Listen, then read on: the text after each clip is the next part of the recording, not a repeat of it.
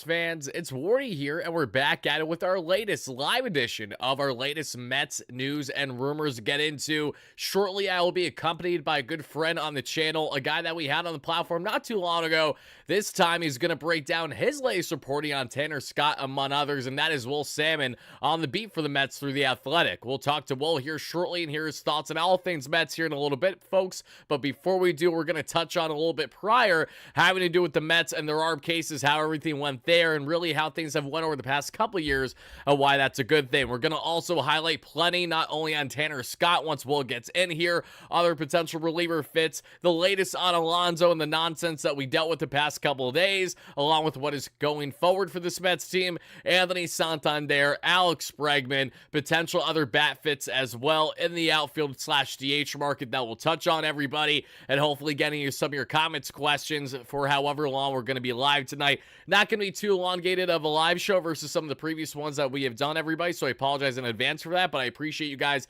taking the time this evening with your guy Wardy, as always. So appreciate you guys. Let's get a roll call going in the live chat right now. Make sure to smash that like and subscribe button on your way in. It really does mean a lot. We may also touch on a little bit on rotation options too, because even though that we have heard from Andy Martino, Vesson and others stating that, you know, the Mets are essentially done there, I have reasons to believe otherwise, and that has a lot to do with Jeff Passan over the past couple of days, but I want to hear from Will as well, his thoughts on that front, if they're the same as Andy's, as a fellow man there working in SNY as a contributor, or if things are different. But how you doing, everybody? Let's get a roll call in here. Rashad, how you doing? Ariel, Madeline, Dave Kaplitz, my man, how are you? Unhinged Pat, oh my God, my favorite streamer. Hi, Warden. Hi, Pat, you beauty. Happy to have you in here. What a beast you are. We got to have you back on the channel soon, Pat. We got to make it happen. Let's see, Jason Busey, Darren, how you doing? Let's see, Moraine Metz, how you doing? Keto Rising, how are you? John Rossi, long time. Michael, how you doing? Cookies, Frankie, Scott H, Kish, Dave, Steve Long, great member. Leo, great member. Thomas, how you doing? Drew, D Savage, how you doing? Going up the list here. Gary Goldberg, thank you so much for the membership, my friend. Happy to have you in here. Happy to have you part of the community.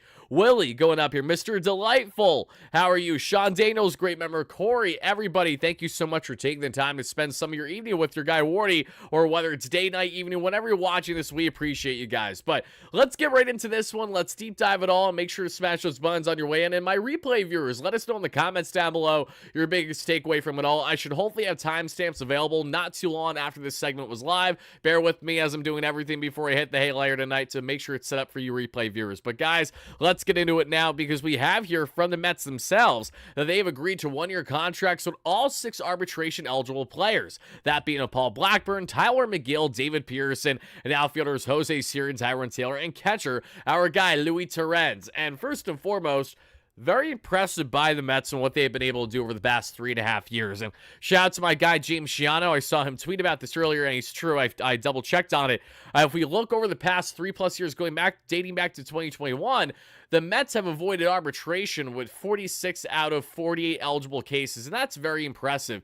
Quite the contrary to what David Stearns' former employer and the Milwaukee Brewers are, as they're going to now be going into arbitration with arguably their best player and their catcher, William Contreras. But that's neither here nor there. Let's get back into the Mets here and focus on how great they have done of gaining stability and gaining trust and really being on the right side of their players in a lot of ways. Now, obviously, it doesn't go for every relationship. When we think of the J.D. Davis saga, that was always one of those that kind of stuck out like a sore thumb. I remember that they weren't budging at all when it was a very small gap to an ARB. What was that, in Steve Cohen's first year with the Mets, or entering his first year or so, or maybe it was entering his second year. Either way, it feels like light years ago already. Yeah, remember J.D. Davis and Dom Smith, folks? Yeah, me neither. I love Dom. J.D., thank you for your service. But to talk more on Mets that are relevant right now, let's talk on players that they're also pursuing, because we see that the Mets got the job done there on those one-year deals. And I'll just say it right now, I'm damn excited to see not only Jose Siri, but to a degree, truthfully, Paul Blackburn, and yes, Mr. David Pearson, absolutely next season. David Pearson hit a new gear in his game this past year, right? That was the best David Pearson we saw outside of his 2022 year. Can he really build off of this now and showcase himself throughout an entire season, because he will be healthy, not coming back from hip surgery the way that he was a year ago, and be an really a solid number 3 option for the Mets, if not better, throughout the entire course of the year. I'm very excited to see that transpire. The same way I'm very excited to also see what's kind of going to happen with Paul Blackburn. The reason why I say that is Paul Blackburn is, again, a ground ball heavy pitcher that we know. The Mets have an infield that I think is going to work perfectly well with Lindor there, commanding it there up the middle to make sure all good things happen. And Blackburn, if he is our number 5 or number 6 throughout the course of the season, we didn't see him a lot last year up until he had, unfortunately, that spinal leak, which was very bizarre. Then he was out for the remainder of the year. But Blackburn, I think that there's some untapped potential with him. And even though he's not a sexy name, even though that he's nothing to be overly excited about, I think that he can be what the Mets were hoping Adrian Hauser could be this past season, which is a formidable back-end option that can hopefully give you 6 solid innings, a 3 earned run ball or less every time out there, especially in a 6-man. I think that's capable of him. Jose Siri, I just hope he bats above the Mendoza line, exemplifies that great defense like we see year in and year out. That's why the Mets signed him to help back up Juan Soto and Brandon Nimmo there in the corners, and he's also robbing guys there in the Dominican Winter League, and he did get clearance from his thumb because I know he was a little banged up with that, but thankfully there are no issues there, everybody. And again, guys, thank you so much for smashing that like and subscribe on as your first time. It's appreciated. I will be joined by our friend on the channel, Will Sammon, here shortly, who is a fantastic Mets insider, an SNY contributor that you guys may have seen on Baseball Night in New York, or you guys can check out his work through The Athletic there on the beat for our New York Metropolitans. And as we talk more on the Mets here, let me touch just briefly for a second on the latest Jon Heyman piece that came out just around an hour ago, and this piggybacks, off of what the initial report from our guy Will 48 hours ago stated, that the Mets met with Tanner Scott. Yes, the Mets have met with him, they have interest in him, and they're actively involved in that market. We know that. Everything else is the same information that we heard, except for one little detail. The Mets, when they pursued Joc Peterson, I was under the impression that the Mets were not willing to go beyond 1 year for Joc Peterson. Hence why they didn't sign him at 2 years at over $37 million, the way that the Texas Rangers did. However, to my surprise, the Mets were willing to go 2 years for Joc Peterson, but they were not willing to go like the $38 million that it ultimately costed for him. So clearly, the Mets have a line in the sand as to how far they're willing to go for standalone DH options. And I don't fault them for that because, again, it's a very limited option. You're not going to put Joc in the corner outfield at this point in his career. He is your platoon DH option. And at over 17 mil AAV, and what is a guy that wouldn't DH every single day for the Mets, they see more upside potentially in seeking a Jesse Winker type now after missing out on Teoscar Hernandez. They are potentially seeing upside more on the defensive front in Alex Verdugo, which I'm wholeheartedly against, and for good reason. When we look at the other options in the DH outfield market, we have Anthony Santander that we are going to get to here shortly, but we're going to do that with our guy Will Sammon here in just a second, everybody.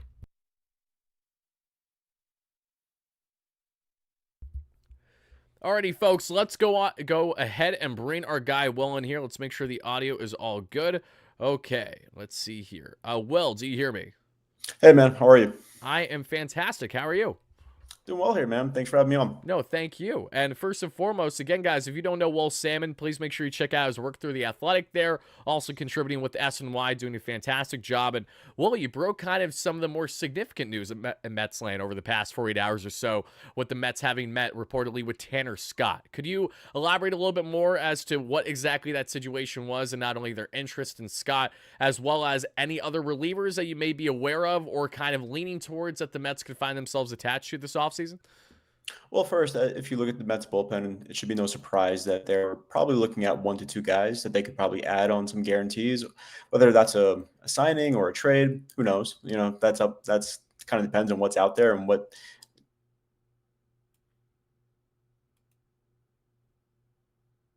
And if you look at their bullpen, that seems to make sense. They had some guys who kind of popped last.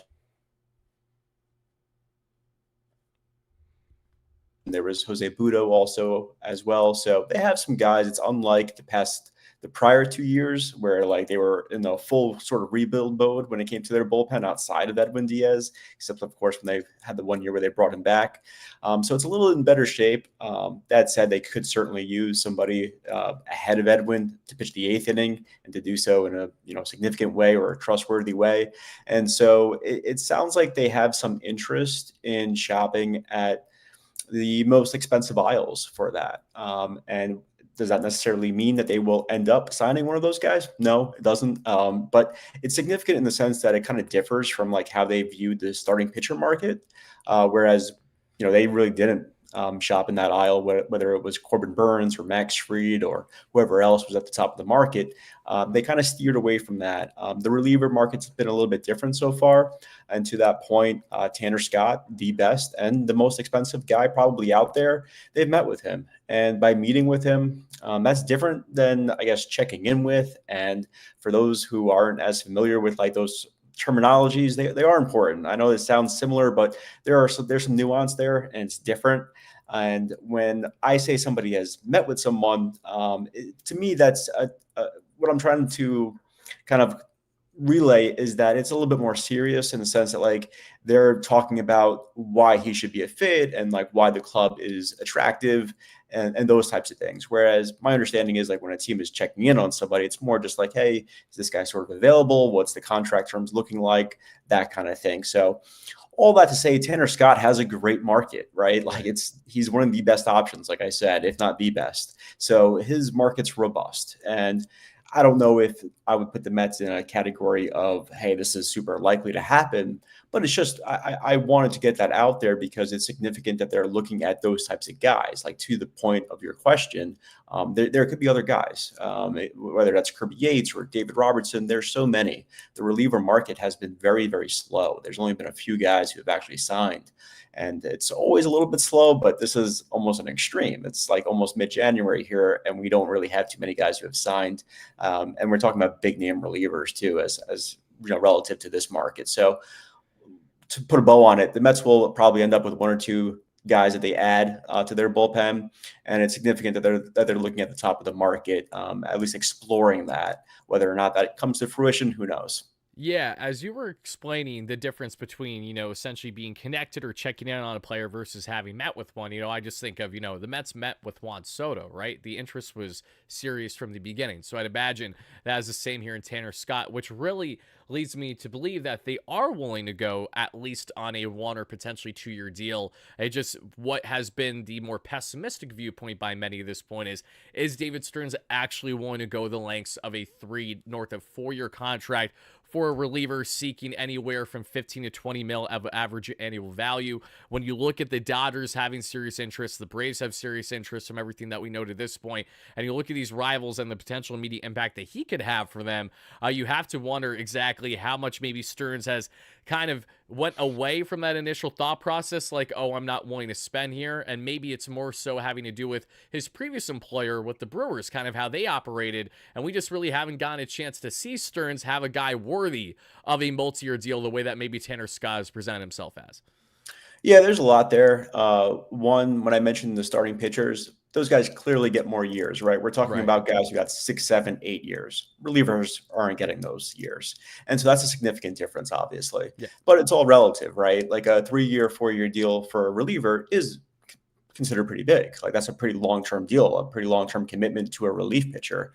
Now Stearns, whether it was with the Brewers or the Mets last year, he's never allocated more than a 2-year guarantee to somebody. I think the only person that was Matt Albers, like a long time ago. Right. And then a part of that's because of who, like you said, who his employer was, who he was working for was the Milwaukee Brewers. I don't think they've signed anybody yet this offseason. Right. So So there you go. that just tells They're you taking the William difference. Contreras to arbitration, so I think that tells you Yeah. quite a bit. Right. So that's a good point.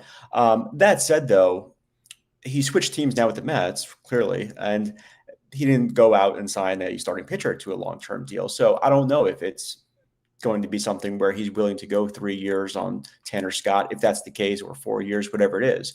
I would feel like they'd be definitely into committing to the higher AAV on a shorter term deal, like whether it's 1 or 2 years. That I could probably see them more likely to do. And that's where you see them probably shopping more so at the reliever market because there's more guys like that. So if you don't get Tanner Scott, chances are Kirby Yates will probably do a 1 or 2 year deal, or David Robertson has done his yearly 1-year deals and has made a boatload of money doing so. Right. And then there's other guys who I'm neglecting to mention as well, who are probably in that range. So if you miss out on him, there's definitely those fallback options who are Okay. So maybe they're not 1A here, but they're Oh, just hold on 1 second, just because we had a little bit of a lag. I think it's a issue on my end, not yours, Well. So just give me one moment here to make sure everything is all set. Okay, you hear me well? Yeah, I got you. Okay, cool. Yeah, we just broke up for a second. But yeah, to piggyback off of what you were saying, yeah, I think obviously David Robertson reunion would be fantastic. I think we may have touched on that briefly last time that you were on the channel, because Mhm. he just makes a lot of sense for this team as a guy that can continue to get lefties out at a quality rate, even as he's now pushing 40, which is beyond impressive. But I also look at the fact that the Mets have such interest and willingness to go here for Scott. I'm sitting here wondering, how much does it have to do with the fact that this is not only a flame throwing option, but a lefty option specifically, versus, okay, are the Mets actually deep diving in the top echelon market for relievers for all options in general, pretty much? So like maybe they could find themselves not only linked to David Robertson, but maybe other guys there that could be seeking a multi-year deal if they are ready. Like I know that there's been talks with the Toronto Blue Jays and Carlos Estevez, for example, after he had a strong year with the Angels and the Phillies. Is that something that could be a potential fit for the Mets, or do you see it more as, again, they really like the emphasis on Scott, on how he's kind of separate himself as like this flame throwing lefty option where there really aren't many others profiling like him in this market? Well, Scott so far is the only guy who I've heard that's kind of had like those sort of like major meetings. And by meetings, I mean like mostly phone calls, like phone call, video call, that kind of thing. Right. They could have had others that I just don't know about. So let's be clear there. That's the only one that I know for sure that they've had like those serious like, hey, this is why you should kind of join the Mets. This is what we're all about. That type of deal. Gotcha. Now they could go ahead and they could have done that, a couple of days ago with somebody else that I'm not sure about. Whatever, but. About the lefty thing, sure, yeah, that's probably puts him, of more value. But I would say Carlos Estevez, I know he's had about half a dozen teams that are pretty interested in him, but he's platoon neutral for the most part. It looks like from his numbers. Same deal with Kirby Yates. These are right-handers who get lefties out, and Right. sometimes their numbers, I think, even in the case of Yates, I think his numbers are better against lefties than they are against righties. Actually, at least last season they He were. had such a Um, crazy year last year. Very good. yeah, and like he just continues to turn back the clock. So yeah, I would be looking at those guys going forward as maybe potential guys that they look at as well, because they make sense. Like, why wouldn't you look at those guys when you have that Right. need? And they're platoon neutral, so they should be able to continue to do that. I mean, they've demonstrated as much. Yeah, absolutely. So go from talking about the reliever market and where things stand right now, let's get into the one where there's been a lot of hubba, if you will, going on lately on the Pete Alonso front, in the sense of the rumblings going on from with the contract that he's apparently looking for, like what's realistic, what isn't.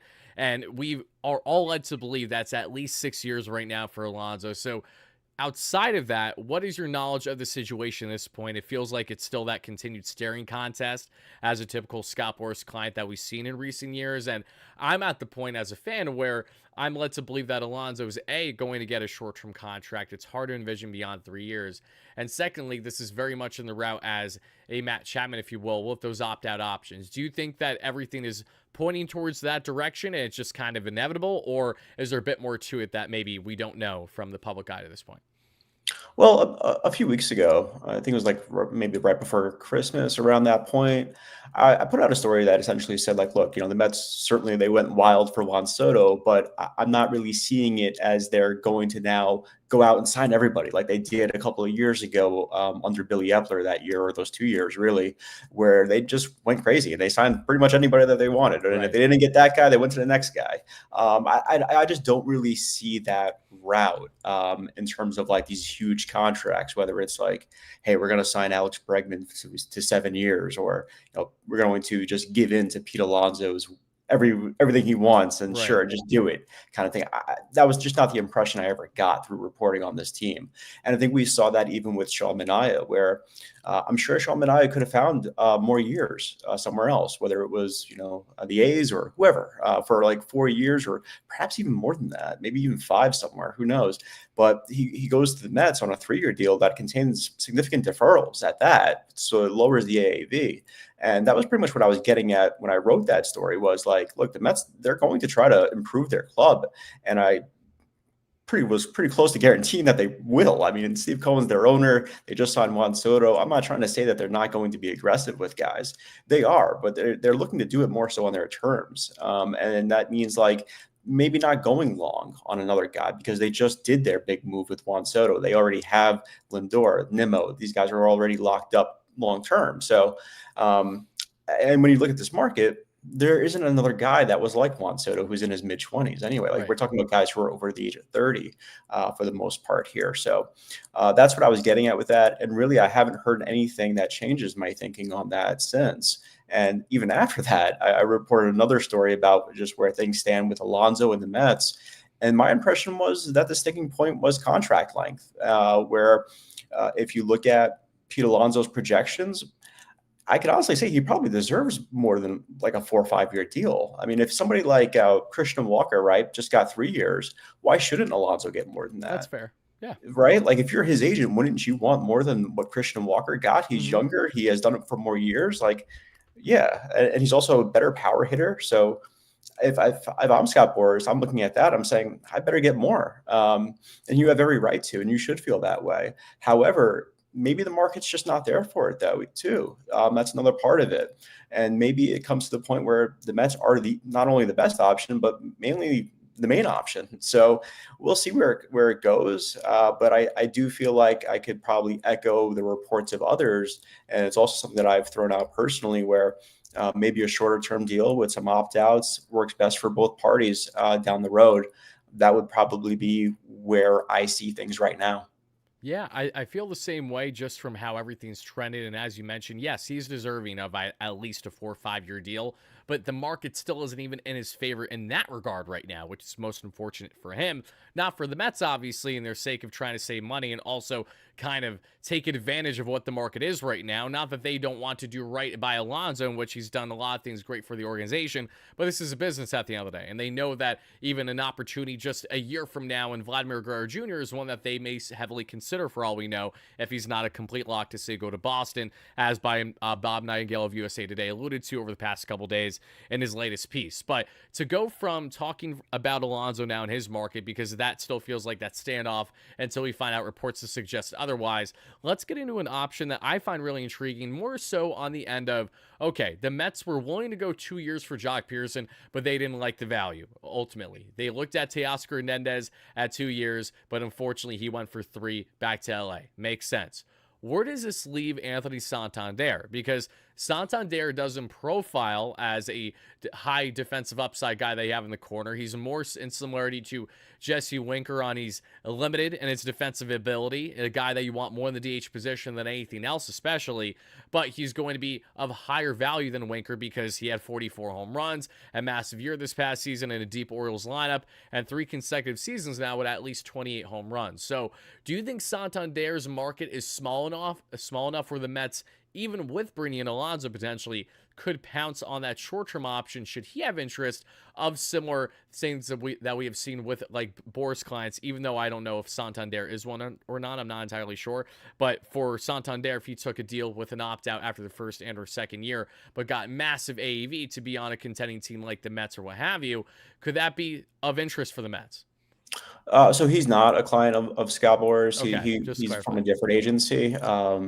So even so, though, like I think that you mentioned a good name there with Teoscar Hernandez. I didn't do the reporting on Jock Peterson. That was John Heyman who did some great reporting on that. Maybe some others as well that I'm forgetting. But on Teoscar Hernandez, I could speak from just firsthand knowledge that, yeah, they did present him with some sort of offer of like it was a shorter term deal, like I was alluding to before. Yep. That's what they were looking to do with some guys, and they viewed him as maybe a possibility of somebody who would be open to that kind of thing.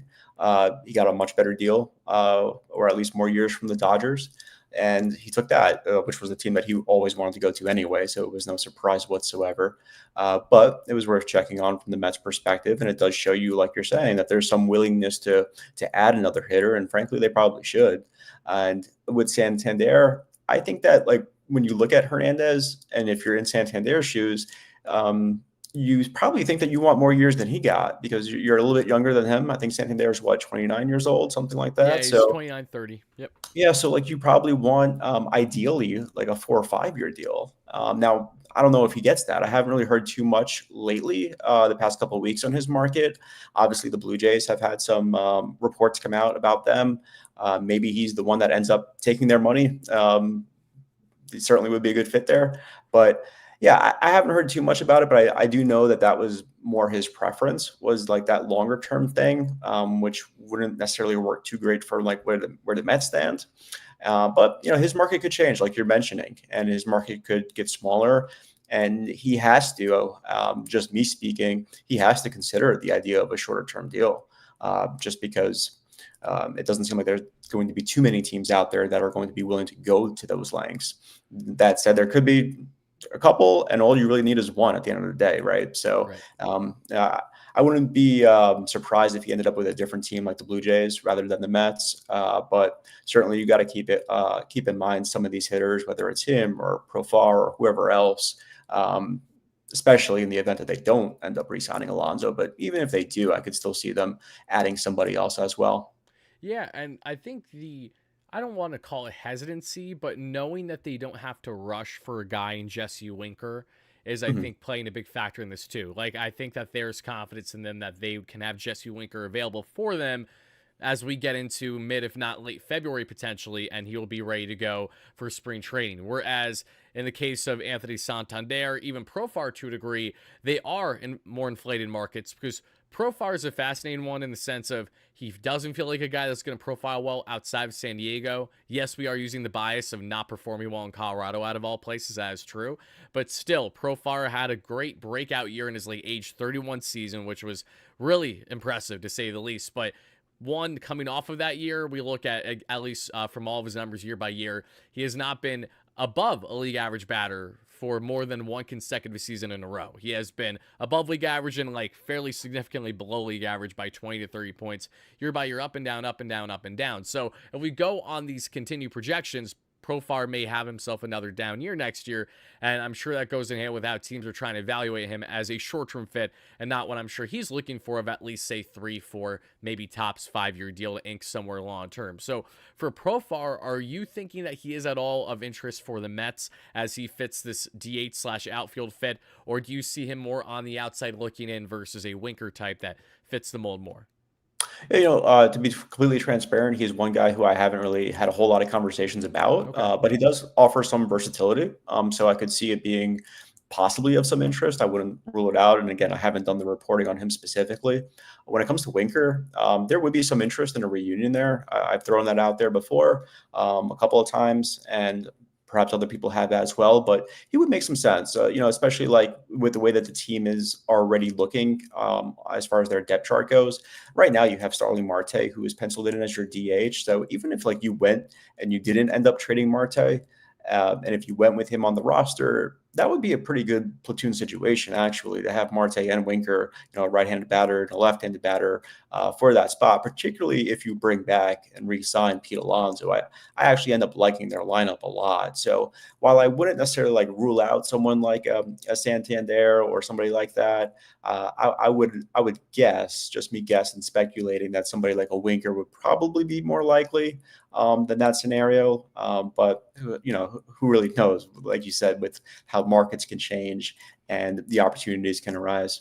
Yeah, so speaking of markets changing, last thing I'll leave you with before we get you out of here, Will, because I know you're short on time. And then we'll continue on the show, everybody, for like another 15, 20 minutes, and then I'll get out of here as well separately from Will. But I did want to touch on briefly Roki Sasaki and his market and kind of going in hand with the reporting that we heard from Andy Martino of SNY over the past day or so, stating how the Mets are not really involved in the rotation market. There's no optimism on the front of Roki Sasaki. This comes after hearing that apparently through reports through SNY that Sasaki's camp led by Joel Wolf, the same agent as Kodai Senga, that they certainly look and admire to a degree the Mets pitching lab and everything that they're building in-house over the past couple years. There hasn't really been much talk on that front since then.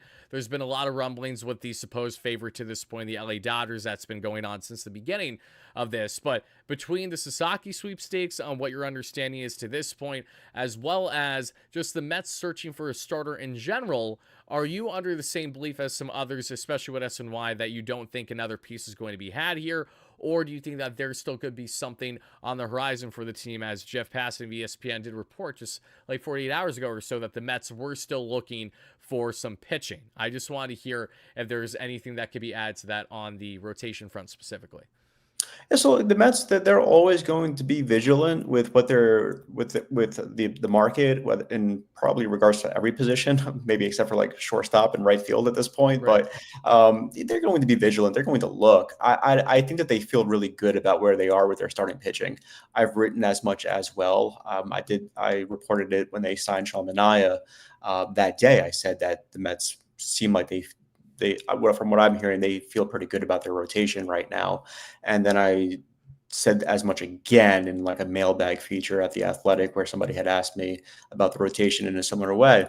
So they're like, yeah, they feel pretty good about where the rotation is right now. And if you look at it, they have Sean Manaea, David Peterson, Kodai Senga, Clay Holmes, Frankie Montas. That's 5 guys right there, plus the 6 starter options in Griffin Cannon and Paul Blackburn, who is throwing now, from what I understand as well. So that gives you, that's 7 guys off the top of my head. Sure, the 6th and the 7th option, they're depth options, and maybe they're not doing a whole lot for Mets fans, but they're solid for what they are, 5, 6, 7th options. And so that's the way that I think the Mets officials are looking at it as well, when they added those guys to the mix.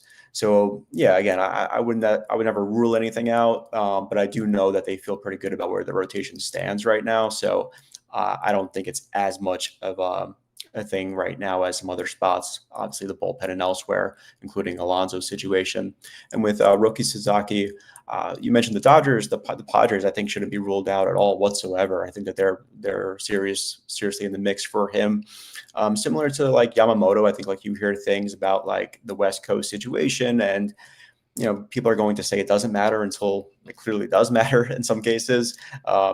I don't know with Roki quite yet, because it's been very secretive, that process. As far as the Mets stand, I think like Andy had mentioned, they do have things that they should feel good about when it comes to presenting. I've talked to you about this actually before, when it comes to Jeremy Hefner, the pitching lab, how they treated Kodai Senga. Those things are all looked at very, very, very well in that culture, particularly with that agency as well. So yeah, they have things that they can hang their hat on, but this has been the rumor all along of like Dodgers and then Padres as well. So it doesn't surprise me that we're here almost on January 15th, with January 15th steadily approaching and him signing shortly afterward. That's probably still where things stand. Right. Yeah. I'm hoping that there could be some type of buzzer beater change, but I also realize that this isn't like a typical free agent process where you kind of have the back and forth, especially to the significance that the Mets did with Juan Soto, meeting with him like the night before he ultimately signed. I'm not expecting that. I'm hopeful, but not expecting it. So on that front, again, Will, thank you so much for coming on. It really does mean a lot. Especially hopefully next time that there is any key reports coming out on either your end, having to do with player transactions, or just great storylines in general that we would love to break down. We'd be happy to have you come back on the platform as always. So before I let you go, Will, can you please let everyone know where they can find your work? Oh no, we lost Will. Hold on, Will. Did we lose him too soon?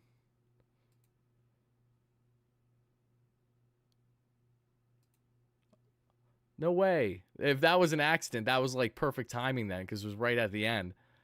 Oh, that's unfortunate. What happened, Will? My apologies, everybody.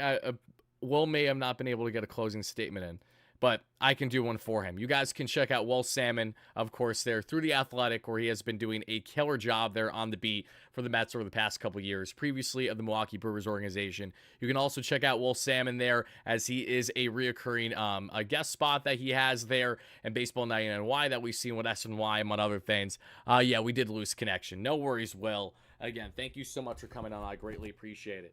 It's the latest.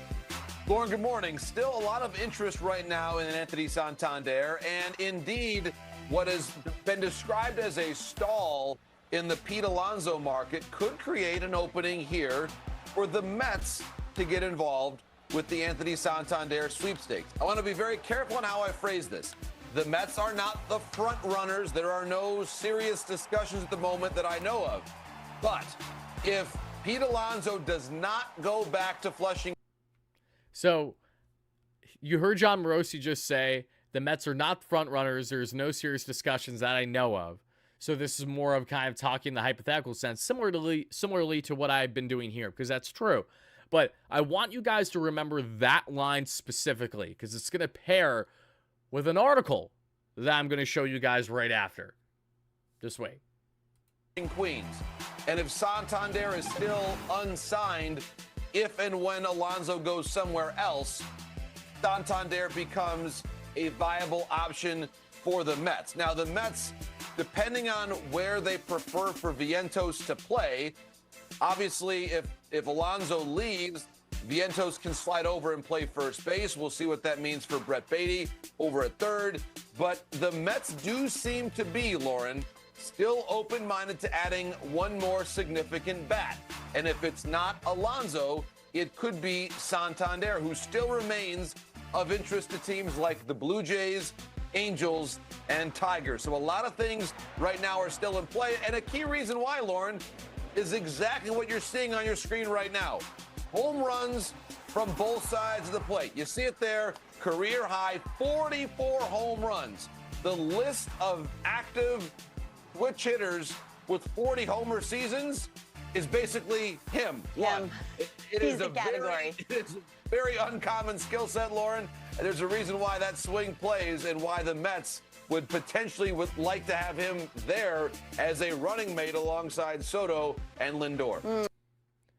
All right, guys, so remember that line I told you on essentially, okay, there are no serious talks between the Mets and Anthony Santander, but, you know, they got to go after him. And again, I don't disagree with John Morosi here. I do think that the Mets are absolutely a player for Santander outside of the Hector Gomez reporting that linked the Mets as one of the multiple teams in his market. Now, granted, Hector Gomez is Hector Gomez. Trying to take his word as credible is not the smartest thing to do with everything, because he has been far from accurate on everything. He has been a lot more inaccurate versus the more notable guys and the Jeff Pastons, the cream of the crop, cream of the creme, if you will. And then you have the John Heymans, who honestly, outside of Arson Judge, has been pretty good, and many others there in the industry. But now let's go on to talking about another talking head in this space. We're going to go back on my X account. Guys, make sure you follow me at WardyNYM on X and at the WardyNYM on our official WardyNYM like YouTube X page, essentially, where it's just me essentially without any of the personal stuff, if you will, including like the announcement that we had yesterday that I am now going to be a weekly host for Bleacher Report for MLBY Topics Wednesday through Friday all year long. You guys can check me out there at 4 p.m. Eastern. We'll be talking more on Anthony Santander's market, as well as other outfield options and any other news that we hear in tomorrow's BR segment. So be on the lookout for that, everybody. But this goes out of, and also Juan Soto said, now the goal is to reach the Hall of Fame. No, Juan, you're not only going to reach the Hall of Fame, but you're going to do it in a Mets uniform, baby. That is just everything that I could hope for, and then some. But look, so earlier today, we see the Mets are slightly more open to adding Luis Arraez than the Yankees, per Andy Martino. Now, first of all, the wording here, I'm not going to nitpick too much. Again, I appreciate my friends at SNY greatly. But there is a slight difference, however, in saying the Mets are slightly more open to adding Luis Arraez when, if you simply click on the article, it says that Andy Martino notes that the Mets could be slightly more open to adding, the Mets seem to be slightly more open to adding Luis Arraez. And mind you, he starts the article by saying that it is very unlikely that Arraez will be traded to New York to the Yankees or the Mets this season. Then he goes on to say that even though the Yankees did actually contact the Padres about Arraez in the early goings of the offseason, unlike the Mets, who have shown no reported interest, no talks, no contact whatsoever with Arraez, apparently seem like the potentially more open slot for Arraez's services than the Yankees. That right there is like, I'm sorry, but that's inaccurate. That's not true. This is opinion is what it is, but it's being made out to be something that it isn't until you click on it right away. And that's a little frustrating in the sense of literally when you look at it right away, the Mets are, again, seem to be slightly more open, but it's not even accurate on what this seemed to be true is. And that is, oh, okay, if we lose Alonso, that Arraez is a bit better play for the Mets than the Yankees showing interest. I'm sorry, but who in God's name ever thinks that replacing a slam dunk 35 to 40 plus home run candidate every single year for a guy that has most home runs in his career, 10 a couple years ago, had 4 last season for the San Diego Padres. And I'm supposed to believe that, oh, because this guy, again, he's like the Spanish Tony Gwynn in many ways, and he's a fantastic contact hitter. I agree. But he doesn't play a defensive position well. He's a net negative defensive player. He can play all over the place, but he's not a good defensive player. That's a problem.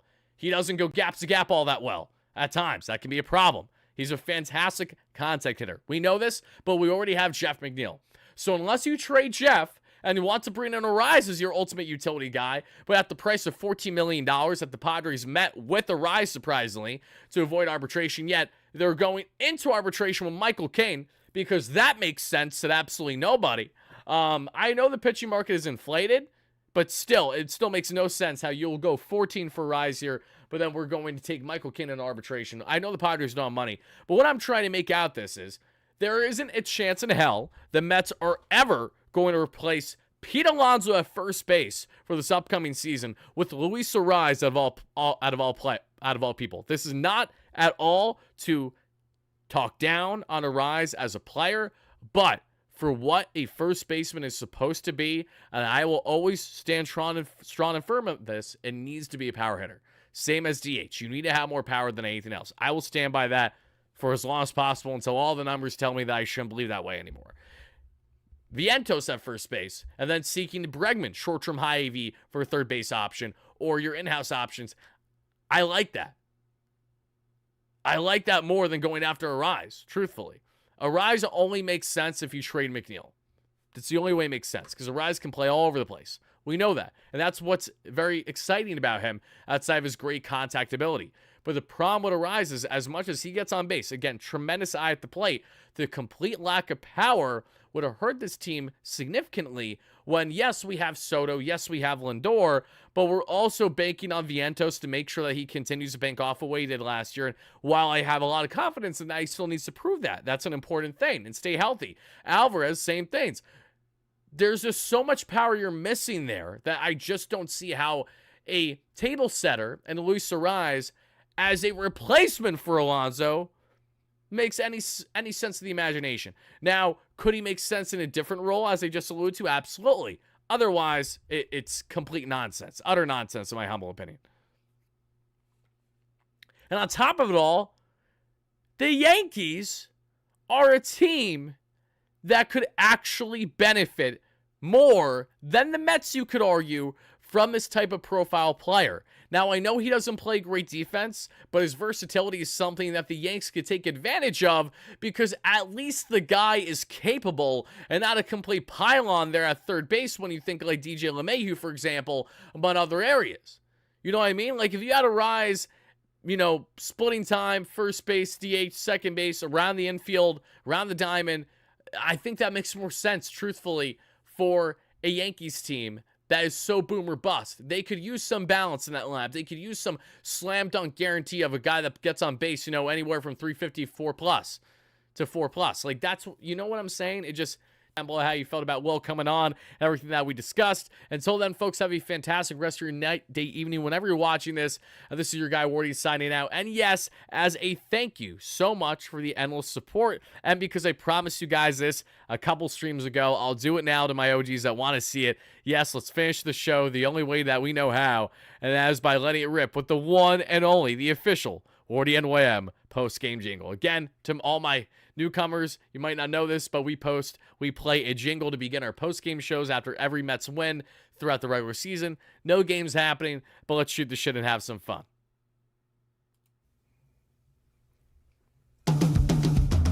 Post-game. Post-game.